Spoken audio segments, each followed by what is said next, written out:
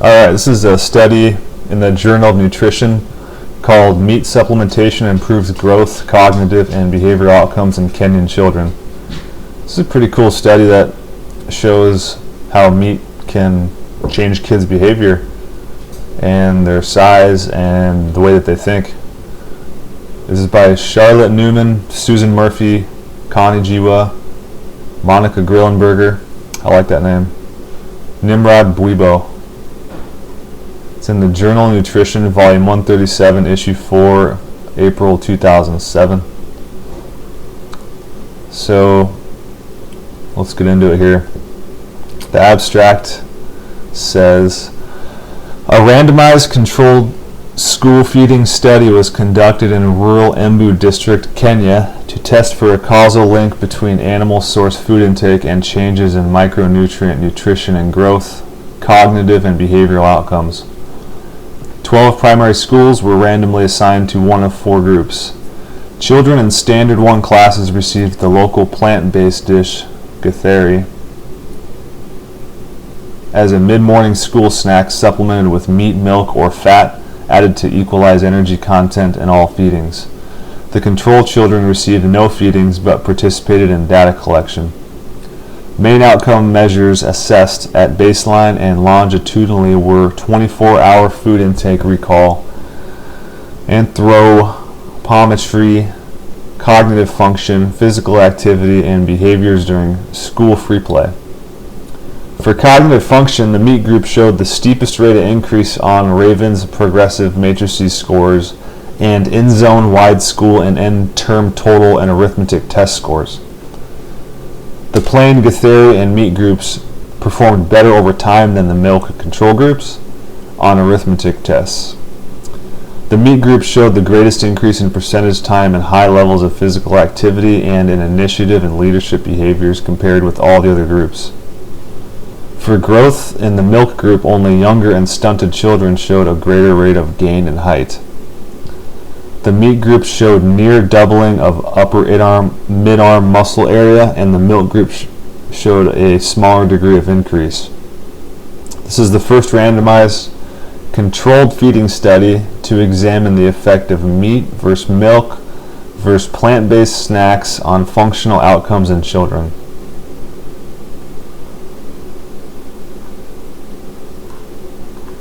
So just to summarize that real quick, it took a bunch of kids in Kenya, gave this class of kids this plant dish called githeri, and then they gave them meat, milk, and fat added to it. And then they had a milk group, and then a control group.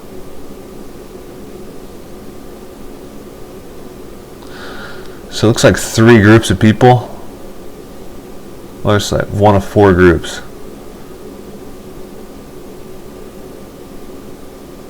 Alright, so there's 4 groups. Basically, you'll see as we get into here, they'll show some graphs of everything, but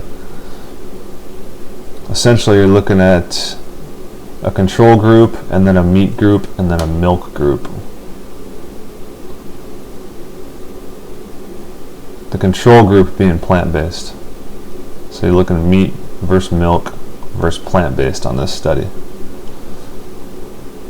Alright, introduction. Multiple micronutrient deficiencies are widespread in the developing world, frequently coexisting with protein, energy, and malnutrition, particularly in sub-Saharan Africa and Southeast Asia. These are linked to poverty, poor diet quality, little or no intake of animal source foods, and a high burden of infection. ASF is important to remember because they reference that later on. The ubiquitous plant-based diets with their high phytate and fiber content decrease iron, zinc, and calcium bioavailability and lack vitamin B12.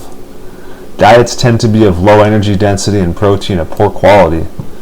This is a good summary of plant-based diets, vegan diets, why they're just not a good idea. All this phytate, fiber content mixed with your nutrients, which are hard to absorb anyways, decrease it even further. So, iron, zinc, and calcium, all that stuff that you're supposed to be getting from plants, you're not going to get it because you're ruining the absorption with what you're pairing it with. That's why meat is so superior in nutrition absorption, because it just comes with such a bioavailable, easy to absorb package as it is. In animal flesh, you just swallow it and it just breaks down so easily.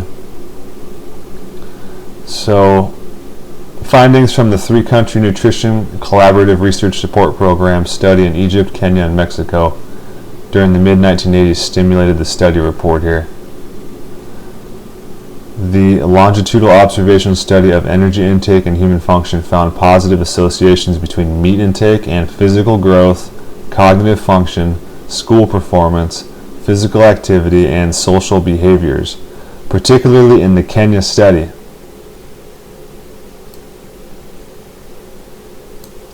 Findings persisted even after statistically controlling for a number of important covariates.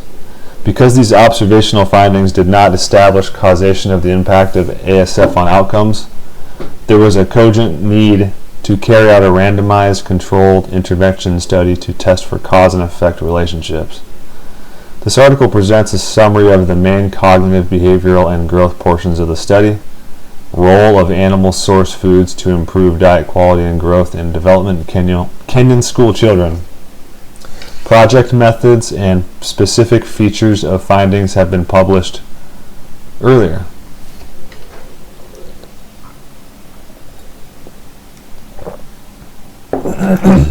All right. Kenya study area. The area covered roughly 60 kilometers in a drought-prone area with serious food shortages every 3 to 5 years. Malaria is endemic. Maize, beans, sorghum, and millet, to a lesser extent, are grown as the main food crops by small-holder subsistence farmers. Modest amounts of coffee, cotton, and tobacco are raised as cash crops by some farmers. Households own several goats and chickens, but own few cows. Although animal flesh is rarely eaten, households do consume modest amounts of milk and few eggs. There is some seasonal consumption of worms, termites, and other forms of ASF, animal source foods.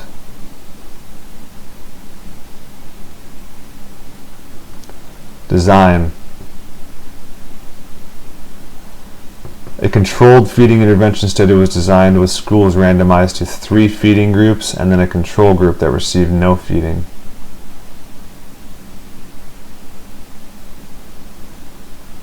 Children were aged 6 to 14 years old, and the study continued over 73-month school term, 2.25 years. Feedings were provided only during the days that school were officially open. No feedings were given during school holidays.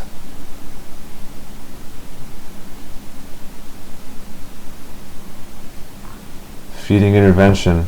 They received a mid-morning snack. The control group did not.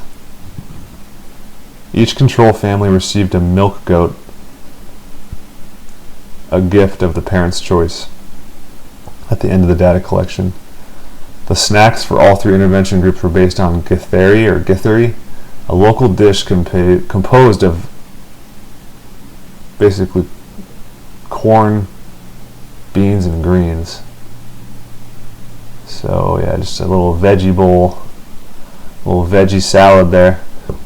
For the meat group, finely ground beef with 10 to 12% fat was added to githeri. The milk group was given a glass of ultra heat treated whole cow's milk in addition to the basic githeri. Wow, so they're not even getting raw milk. The plain githeri group received githeri with extra oil added to equalize the energy content of the 3 snacks. The fat was used in all 3 types of feeding, but most was added in the plain githeri group. So they're just getting like plants and oil. It was found to be fortified with retinol. Ingredients were increased by 25% after 1 year as children increased in size. Alright. Hypothesis is that children supplemented with animal source foods would show the steepest increase in rate of physical growth, the greatest rate of increase of test scores over time on measures of cognitive function, and spend a greater percentage of time in high levels of physical activity than those children receiving the plant-based supplement in the control group. It was further hypothesized that meat and milk supplementation would not show equivalent impacts because of their different nutrient compositions. Compared with the milk group, the meat group would show greater gains in cognitive testing and end-term school examination test scores and spend a greater percentage of time in high levels of PA, physical activity. Compared with the meat group, the milk group would show a greater rate of increase of linear growth. I think they were right in their hypothesis, as they'll show here. Cognitive measures.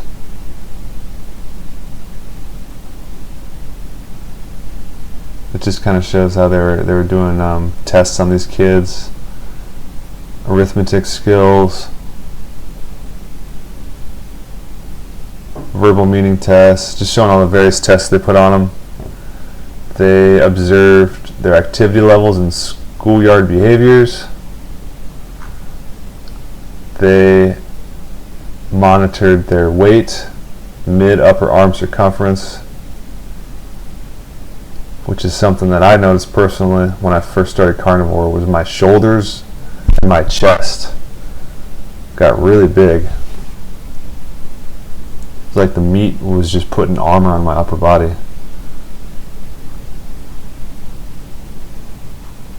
So let's get into the results.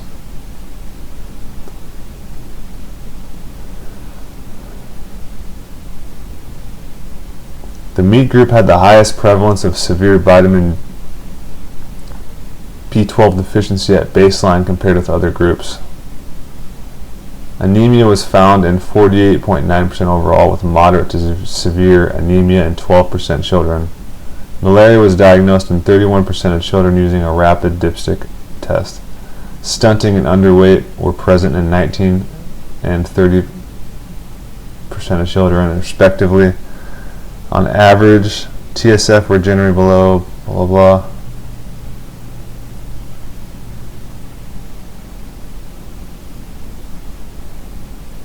Oh, these are baseline before the study. Alright. So after the intervention, these are some cool little charts here. This shows cognitive performance and the years in the study. Of course, you got meat on the top here.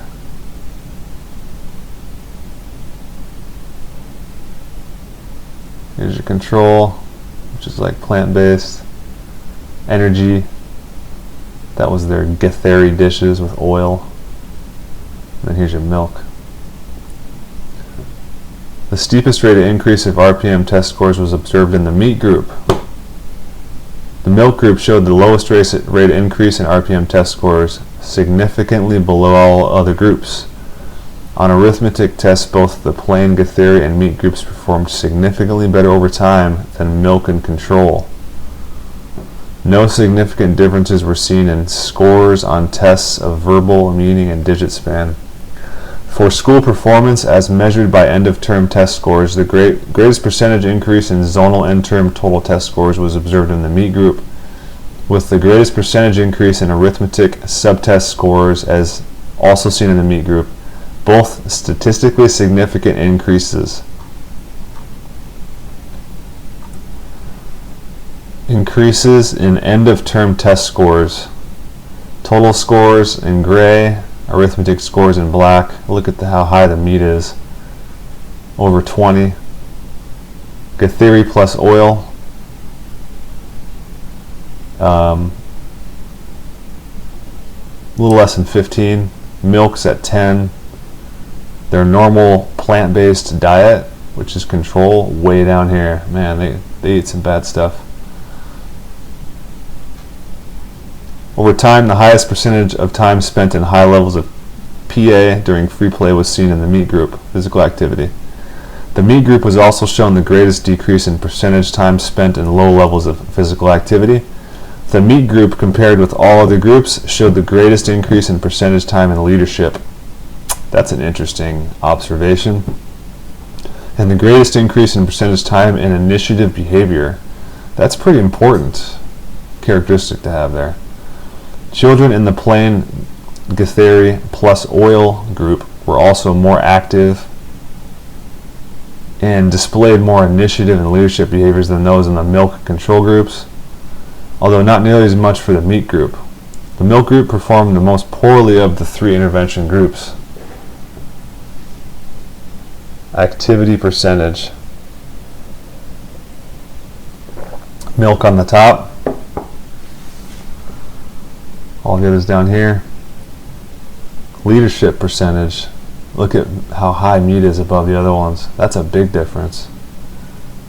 So eating meat makes you a better leader. That makes sense.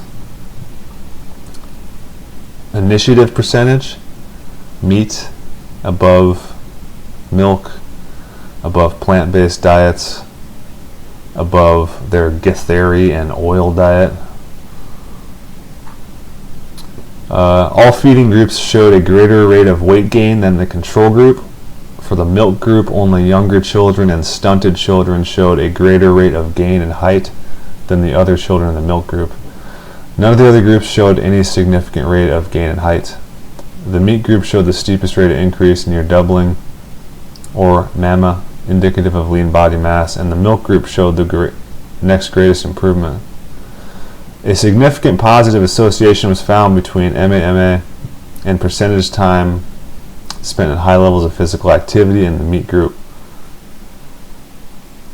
MAMA, mid-upper arm muscle area. Okay. Milk, meat. Let's see, where's meat? Looks like there's meat right here.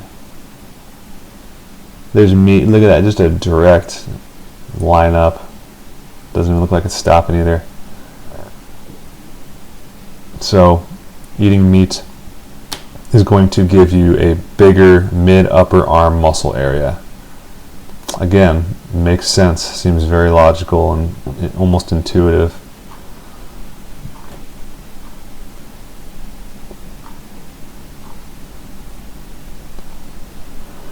This is the first randomized controlled feeding intervention study with meat supplementation to show a causal set of positive relationships between meat and milk intake and important functional outcomes in children. Improved cognitive performance, increased high levels of physical activity, increased initiative and leadership behaviors, and increased mid-upper arm muscle area. Milk supplementation resulted in improved linear growth in younger and already stunted children. Compared with the control group, all supplemented groups improved overall weight gain, suggesting a chronic energy deficit and inadequate energy intake for any catch-up growth. The improved cognitive performance and increased physical activity and leadership and initiative behaviors in the meat group may be linked to greater intake of vitamin B12 and more available iron and zinc as a result of the presence of meat, which increases iron and zinc absorption from fiber and phytate-rich plant staples. Meat, through its intrinsic micronutrient content and other constituents and high-quality protein, may facilitate specific mechanisms, such as speed of information processing, that are involved in learning tasks such as problem-solving capacity, that are reflected in the significant increase in RPM scores in the meat group. The milk group performed the poorest on the RPM testing. A possible explanation is that milk, with its high casein and calcium content, impedes iron absorption. Iron is intimately involved with cognitive function.